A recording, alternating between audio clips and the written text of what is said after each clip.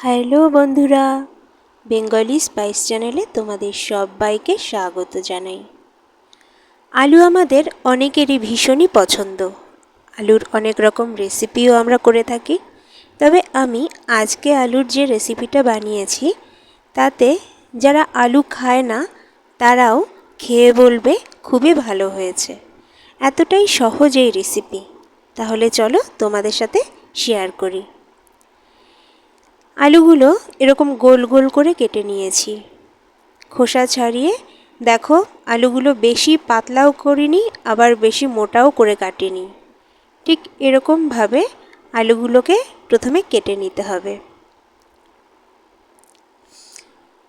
এই আলুটাকে ছোটোবেলায় গোল আলু বলতাম। এবার দেখো মশলাগুলো তৈরি করে নেব। পেঁয়াজ, আদা, রসুন আর দুটো কাঁচা লঙ্কা, এগুলো সব কিছুকে পেস্ট করে নেব। তোমরা চাইলে গ্রেট করেও নিতে পারো। এবার কড়াইতে পরিমাণ মতো সর্ষের তেল দিয়ে দিলাম। তাতে দিয়ে দিলাম জিরে ফোড়ন। জিরেটা ভাজা ভাজা হয়ে গেলে আর খুব সুন্দর গন্ধ ছাড়লে তাতে মিশিয়ে দেব পেস্ট করা কাঁচা মশলাটা। কাঁচা মশলাটা দিয়ে একটু কষিয়ে নেব। যখন মশলা থেকে কাঁচা গন্ধ চলে যাবে এর সাথে এবার শুকনো মশলাগুলো মেশাবো। মিশিয়ে নিচ্ছি পরিমাণ মতো নুন, মিশিয়ে নিচ্ছি পরিমাণ মতো হলুদ, লঙ্কা গুঁড়ো। ব্যাস, এখন আর কোনো মশলার প্রয়োজন নেই। এখন এই মশলাগুলো সব একসাথে খুব সুন্দরভাবে কষিয়ে নিতে হবে। যতক্ষণ পর্যন্ত না মশলা থেকে তেল ছেড়ে ততক্ষণ পর্যন্ত আমরা কষাবো। কষতে কষতে দেখো মশলার কালারটা চেঞ্জ হয়ে আসছে। এই অবস্থায় এতে মিশিয়ে দেব সামান্য টমেটো কেচাপ। যাদের কাছে টমেটো কেচাপ থাকবে না তারা এখানে পাকা টমেটো ব্যবহার করতে পারো।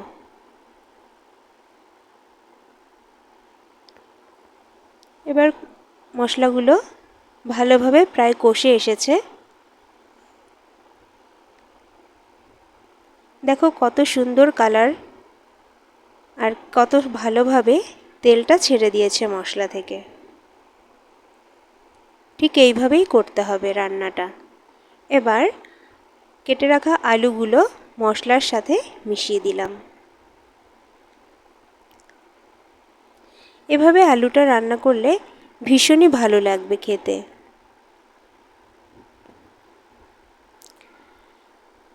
এবার মিশিয়ে দেব পরিমাণ মতো জল। জলটা কিন্তু ঠিকঠাক পরিমাণ মতো হওয়া চাই, তার কারণ আলুটা সেদ্ধ হবে ঠিক ততটা পরিমাণই জল আমি এখানে দিয়েছি। কারণ এটা ঝোল ঝোল হয় না, মাখো মাখো হবে। আলুও সেদ্ধ হবে আর কোনো জলও থাকবে না, পুরো মশলাটা আলুর গায়ে লেগে যাবে। সেই রকম পরিমাণেই জল দেব। তো এখানে জলটা গরম হয়ে ফুটে উঠলে আমি এতে চাপা দিয়ে দেব, যাতে আলুটা খুব তাড়াতাড়ি ভালোভাবে সেদ্ধ হয়ে যায়। প্রায় 10 মিনিট পর আমি ঢাকনাটা তুলে নেব। দেখো জলটা অনেকটাই কমে এসছে। এবার একটু নেড়েচেড়ে নেব আর চেক করে দেখব আলুটা সেদ্ধ হয়েছে কিনা।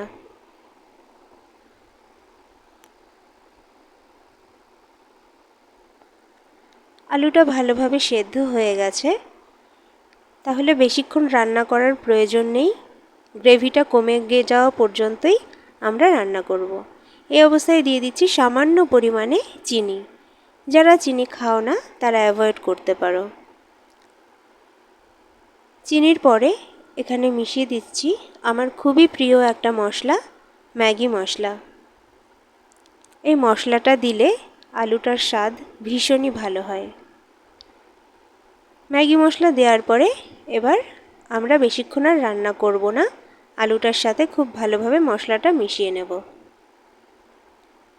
রেসিপিটা যদি তোমাদের ভালো লেগে থাকে লাইক, কমেন্ট, শেয়ার করো আর সাবস্ক্রাইব করে চ্যানেলের পাশে থেকো আর ট্রাই করে জানিও কেমন হয়েছে। এখানে আলু রান্না আমার সম্পূর্ণ তৈরি হয়ে গেছে। দেখা হবে অন্য কোনো ভিডিওতে। ততক্ষণ ভালো থেকো।